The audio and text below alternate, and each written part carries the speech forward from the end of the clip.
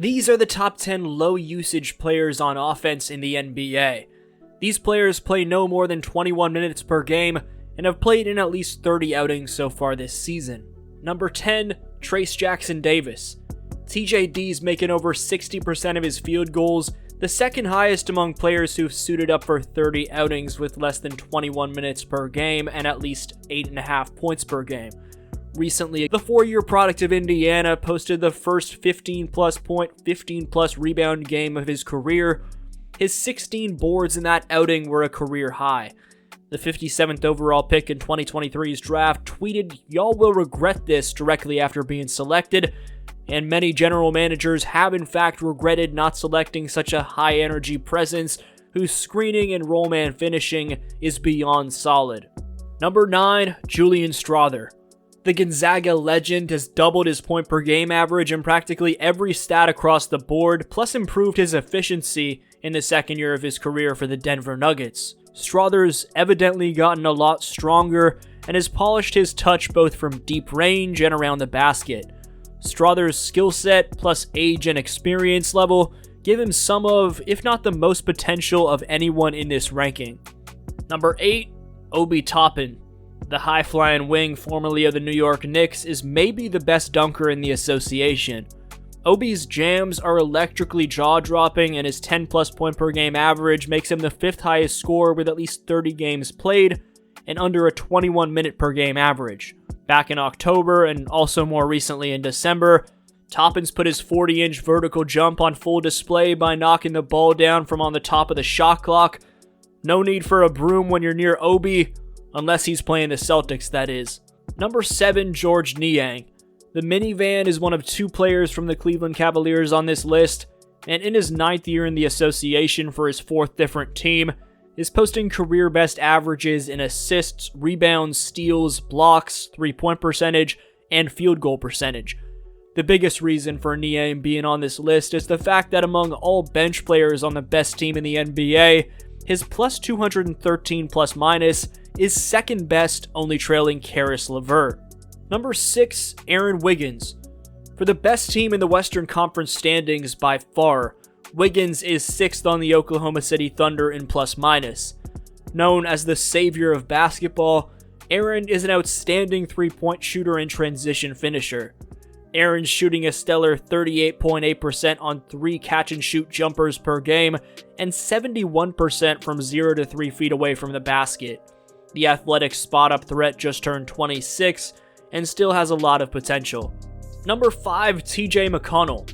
One of the shortest players in the league who's listed at just 6'1", TJ's craftiness and scrappiness are keys to him having stuck around in the association for 10 seasons. This year, TJ's averaging a career-high 10.9 points per game, a year after finishing tied with Russell Westbrook for 7th in 6th Man of the Year voting. He's not known as a 3-point shooter by any stretch of the imagination, but from 2-point range, McConnell's shooting a career second highest, 57.4%. Number 4, Jay Huff. With a knack for throwing down reverse jams, the Memphis Grizzlies' undrafted 4-year product of Virginia and Huff is a multi-talented, uber-athletic stretch big man who's shooting over 41% from distance on 4 attempts from long range per game. At age 27, the 7'1", 240-pounder has untapped potential, and it's only his 4th year in the NBA and his first of receiving sufficient playing time on a consistent basis. Watch out for Huff. Number 3, Jonas Valanciunas. Hearing his name in trade rumors as of late, the Lakers are reportedly interested in the Washington Wizards center.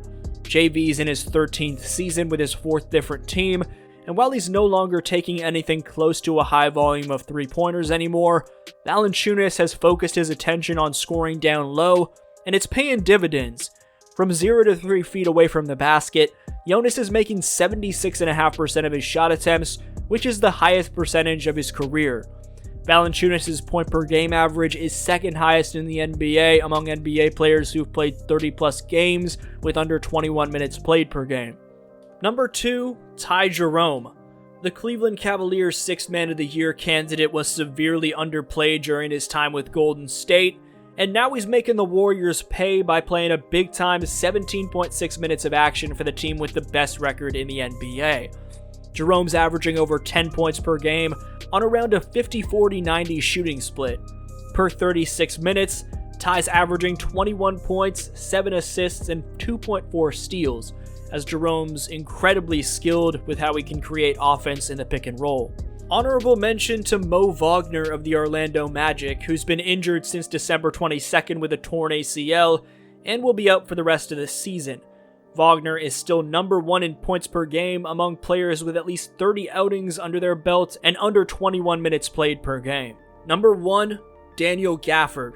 Mavs fans have hated on him like crazy recently, but to counter that hate, while this is an offensive-based list, Gafford had the second most blocks by a player in the 2024 calendar year between the regular season and playoffs, only trailing Victor Wembanyama. This season, Gafford owns the highest field goal percentage in the NBA at nearly 72%. Gafford made 33 straight field goals during a 5-game span in 2023-24, which was the second most consecutive field goals made of all time, only trailing Wilt Chamberlain, who made 35 in 1967.